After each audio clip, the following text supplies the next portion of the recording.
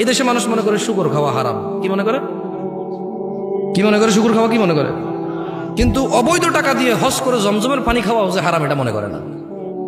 বুঝাইতে পারিনি মনে হয়। ও মনে করে জমজমের পানি কে রে হারাম হবে কে? বুঝাইতে পারিনি। আচ্ছা শোনেন, আমরা শুকর কি জন্য খাই না? কি এটা হারাম এই জন্য নাকি মনে মনে চায় না তাই? কোনটা? এই সবাই কথা বলিয়েন, বুঝছেন? অসুবিধা নাই তো। শুকর হারাম তাই খাই না, তাহলে সিগারেট কেন খাই?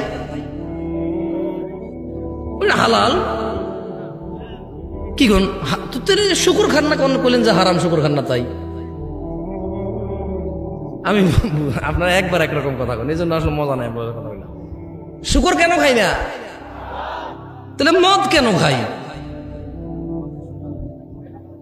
মদ খাওয়া ছেলেটা কিন্তু শুকুর খায় না কেন? নাম নিলে তো 40 দিন ওষুধ থাকে না।